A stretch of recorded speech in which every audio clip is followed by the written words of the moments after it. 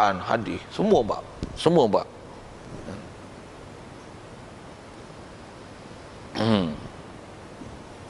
Sikit selesaikan satu benda kan. Misalnya kita memang bab yakin Quran mesti sempurna, hadis mesti sempurna, Quran mesti betul, hadis Nabi mesti betul. Prinsip akidah kita dah cantik dah tu. Cuma bila ada fakta-fakta, buat misal bila fakta-fakta yang dengan dah dibukti satu hal, dengan sekali lalu tengok nas Quran tak betul fakta tu. Buat misal lah, mudah ya buat misal matahari misalnya. Kalau kita belajar sains, belajar geografi ke, kita kata bumi berpusing antar paksi, betul tak? Mengelilingi matahari. Ini pusing kan?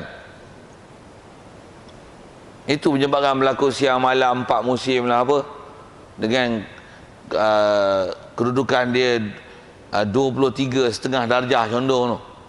Pusing 4 musim dan sebagainya lah. Baik, selesai. Tengok Quran disebut hatta idza, disebut dengan bahasa matahari tu, idza gharabat, apabila matahari terbenam. Lepas tu wasyamsu tajri, matahari berjalan. Duk kata bumi pusing, duk sebut Quran matahari berjalan. Macam mana tu? Memang kalau sebut panjang-panjang lah kan. Tapi nak sebut gini ya, tu mana betul? Yang tu kalau sebut ke matahari, ada yang Quran pula sebut gini. Kita faham bumi bulat ke leper kan? Bulat lah, bukan leper. Bulat. Itu ada yang Quran sebut macam ni. Afala yang zuruna ilal ibili kaifa khuliqat, ujung tu sebut wa ilal ardi kaifa sutihat. Adakah tak pandang kepada bumi bagaimana Allah Ta'ala rata kan, hampa kan? Hampa rata. Tu Quran kata rata, mereka dia kata bulat, tak kelahi dengan Quran. Macam mana lagi munasabah? Macam mana lagi masuk akal lah? Yang tu antara ayat dia, betul tu. Bila kata terampau, taklah maksudnya lepior. Itu kata rata tu, rata mengikut pandangan mata. Mesti dibagi betul. Betul kan syarahan tu. Pasal apa? Pasal realiti telah terbukti bahawasanya memang bumi bulat. Bukan rata. Itu kata pasal pandangan mata. Firayul ain, pasal dia terlalu luas. Rata tu pasal kerana terlalu luas. Tengok dengan mata kasar, dia rata. Macam mana kita sebut matahari terbenam dalam laut? Betul lah ayat tu? Sesat tak? Lah kita cakap macam tu. Cakap tak apa? Itu berdasarkan pandangan mata. Matahari terbenam dalam laut. Kalau betul-betul masuk air laut, mendidih air laut kan? Padam matahari tu. Kalau tak padam matahari pun air laut kering mendidih kan? Mendidih ke? Tak pernah mendidih, panas pun tak? Panas sebab panas pancaran adalah, tapi bukan dia masuk dalam tu. Untuk guna bahasa tu, bahasa tu mengikut pandangan mata. Matahari terbit di celah-celah pohon kayu, bukan dia menyorok celah kayu. Mengikut pandangan mata. Selesaikan bahasa tu, selesaikan ayat Quran tu, supaya jangan faham bodoh-bodoh, nanti makna bercanggah dengan realiti. Akal tak boleh nak terima hukum tu. Mesti selesaikan. Itu saya sebut bab kejadian alam. Begitulah juga misalnya ayat-ayat bab mata, bab tangan. Allah Ta'ala ada mata, Allah Ta'ala ada muka. Biar benar. Itu juzuk anggota. Dah tangan, mata mesti bercantum. Mula pelik esok jadi macam kelin. Dah faham Tuhan tangan 8 belalai lah, subhanallah. Itu apa? Mesti bukan makna mata, mesti bukan makna muka. Tak layak mana tu Allah Ta'ala. Tanggung supaya makna betul. Ni bagi munasabah dengan akal, supaya akal tak argue situ. Dan pula tengok kaedah, adalah kaedah bahasa, kaedah majas, hakiki. Macam mana nak tawil? Hak tu yang sampai hujung kitab nanti jumpa lah. Satu. Macam mana nak selesaikan dengan apa yang telah disyarah oleh ulama Ahli Sunnah wal Jamaah.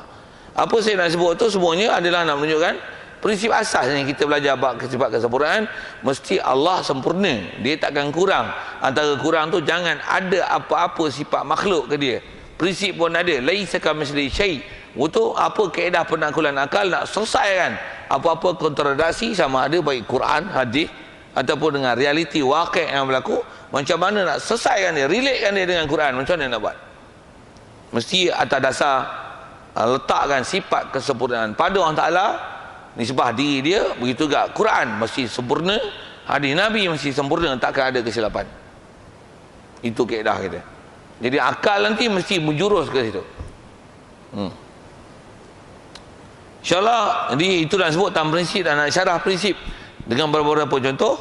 Jadi ke depan nanti dia sebut tentang dalil sikit lah. Dalil Tuhan bersifat dengan sifat kesempurnaan. Rasanya baca sikit pasal dalil tu sekadar nak bukti saja, mudah sangat. Macam ni kata dia, kalau Allah Ta'ala tidak bersifat dengan sifat kesempurnaan, tentulah ia bersifat dengan sifat kurang. Betul kan? Prinsip akal yang cukup mudah. Dan kekurangan atas Allah Ta'ala mustahil. Dan kurang pun kita sebut dah kurang dalam prinsip ketuhanan lah. Baik, pasal apa mustahil kurang? Kerana kalau bersifat ia dengan sifat kurang, seperti tak ada kudrat, misal lah, masalan sebagai misal, itu contoh mudahnya. Kalau tak ada kudrat, tentulah tak ada alam. Dan tak ada alam ni tak betul, tak sebenar. Pasal apa? Tak ada alam apa? Ni alam tu ada. Bila alam ada, tentulah ada kuasa. Takkan alam ada tapi dia tak kuasa. Awak pelik bodoh gitu.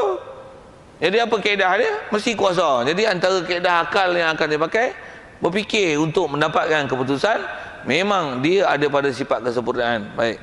Jadi terbukti di situ maksudnya mesti dia sempurna. Dan yang tu yang kita akan belajar secara langsung satu persatu nanti, macam mana nak buktikan apa-apa argumentasi, sama ada berjawab itu dengan dalil ijmali, dengan telah kita belajar lepas, ataupun dalil tafsili, bagi huraian dengan very great detail.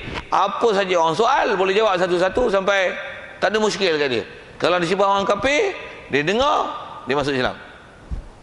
Kalau orang Islam pun apa yang muskil kita boleh jawab, dan tak ada muskil pada dia. Dia stay dalam keadaan Islam. Jangan nanti bila dia tanya tak boleh jawab, dia pun kelang kabut, kita pun kelang kabut. Pasal kita tanya, kita kena tanya, kita tak boleh jawab. Dia kena cuai, kita tak belajar jangan tak tahu, kita pun tak boleh jawab. Hak tu jangan cuai. Pasal nisbah belajar kena belajar. Nisbah tahu, kalau dalam masyarakat mesti ada seorang yang pakar dalam bab tu. Kalau tak ada, habis semua berdosa kan.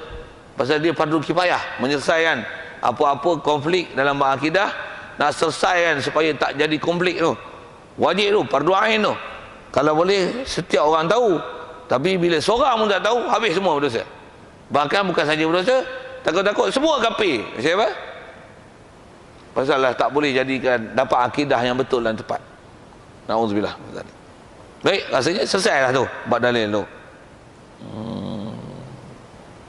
Kemudian insyaAllah kita sambung tu, sifat kesempurnaan yang wajib kita ketahui dengan tafsir, iaitu 13.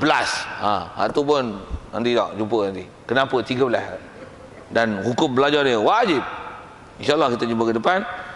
Tangguh situ yang baik pada Allah Ta'ala. Silap salah kalau masih tak silap tengok tu, silapan kat mana. Soalan kalau ada sekitar tentang apa kita bicara, tentang asal bicara sifat kesempurnaan, beberapa contoh tu, dan bagaimana penyelesaian sifat kesempurnaan tu, yang jangan tersilap. Di atas kata mesti itikadkan sempurna pada Allah Ta'ala, jangan ada apa-apa syarahan yang menyalahi daripada prinsip tersebut. Soal. Ya.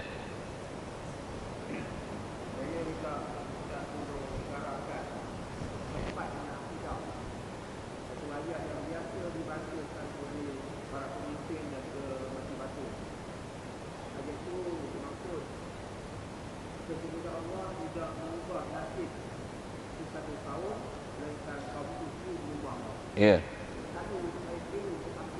Oh, tafsiran itu. Ayatnya bunyi gini, innallaha la yughayyiru ma biqaumin hatta yughayyiru ma bi anfusihim. Baik. Terima kasih atas soalan tu. Memang betul tu, ayat tu mesti bagi selesai bab akidah.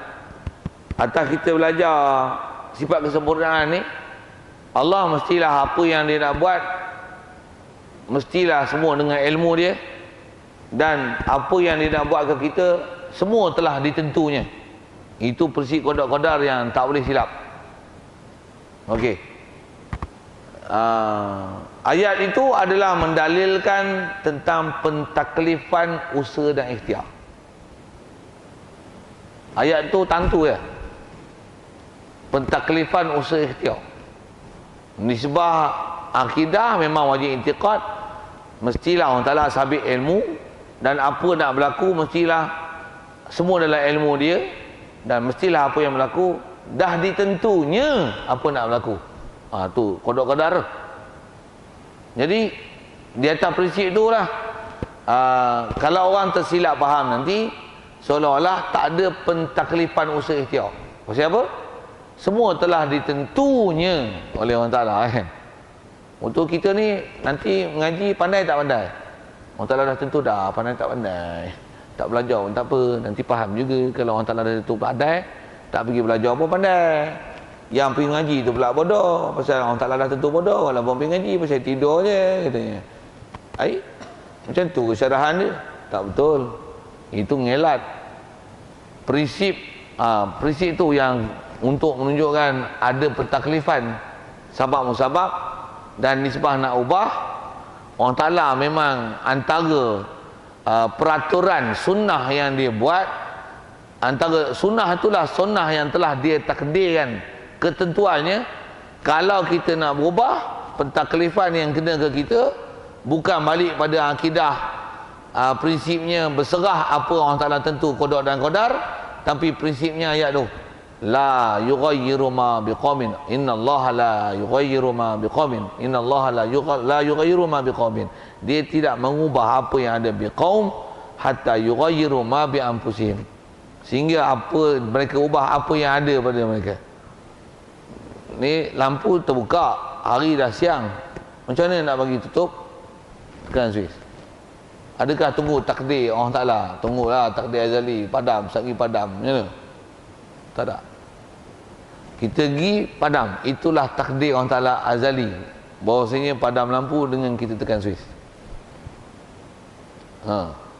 Jadi kalau Allah Ta'ala tu balik ada hukum asal yang kata ketentuan dia mesti dah dia tentukan segala-galanya dia azali, dan antara ketentuan itu apa yang telah prinsipnya kita buat usaha ikhtiar, kita punya usaha ikhtiar tu mestilah memang tepat macam mana telah ditentu. Cuma atas pandang sudut kita punya kerja dan usaha, Allah Ta'ala jadikan prinsip dia, kalau nak buat sesuatu jangan serah pada Allah Ta'ala, pasal nisbah prinsip usaha ikhtiar dia takkan ubah melainkan dengan usaha ikhtiar yang ditaklif pada kita untuk buat. Tu masuk ayat Quran tu sekali lalu. Jadi itu kan, lapar apa buat? Makan. Bodoh buat apa? Ngaji. Gelap buat apa? Pasang lampu. Sejuk buat apa? Bagi panas. Panas lagi sejuk. Itu. Mata tak nampak, pergi cek buat spek mata. Sakit lutut, makan ubat sakit lutut, jangan makan ubat cerit-berit. Bagi betul. Panas, mandi. Apa seumpama tu lah, bagi betul. Jadi apa tindakan tu, nisbah janji dia tak akan ubah melainkan apa yang kita ikhtiarkan buat ubah, menunjukkan pentaklifan. Di dalam ayat Quran tu menunjukkan pentaklifan usaha ikhtiar. Itu kot. Di atas syarahan maksud ayat Quran tu macam tu. Dan ayat itu kalau sikit lagi panjang atas kata akidah kita belajar ni, taklah pentaklifan usaha ikhtiar itu menafikan qada dan qadar, tak. Bahkan bila berlaku ke tak berlaku dengan apa yang kita usaha ikhtiar, buka lampu terang, balik pada akidah lah. Siapa terang kan kita? Allah terang kan. Cuma kat kita nak terang buka switch. Ngaji-ngaji pandai, siapa pandai yang kita? Allah pandai kan. Kalau kata buka-buka tak menyala, terbakar tu. Cari apa pasal tak menyala, kata kau lah. Tak akan menyala melainkan kau cari sebab untuk menyala. Tentu menyala, Allah dah takdir kan. Menyala tu dengan sebab kita cuek tu, ni tukar ni menyala. Menyala. Tak menyala, cari sebab. Nak sebut tan itulah dah relate kan. tentang ayat Quran, tentang prinsip qada qadar, hadis pun sebut itu, Quran sebut itu, tentang prinsip usul ikhtiar, tu yang ulama dah selesai untuk kita. Jadi untuk ayat Quran tu memang mesti makna dia gitu lah. Dia menunjukkan dalil pentaklifan usul ikhtiar. Betul kot? Lain kalau ada. A'udzubillahi minasyaitonir rajim. Bismillahirrahmanirrahim. Allahumma nawwir qulubana bi nuri hidayatika. Kama nawwartal arda bi nuri syamsika abadan abada bi rahmatika ya arhamar rahimin. Warzuqna fahman nabiyyin wa hifdzal mursalin wa ilhamal malaikatil muqarrabin wa sallim tasliman ala jamil anbiya'i wal mursalin walhamdulillahi rabbil alamin. Assalamualaikum.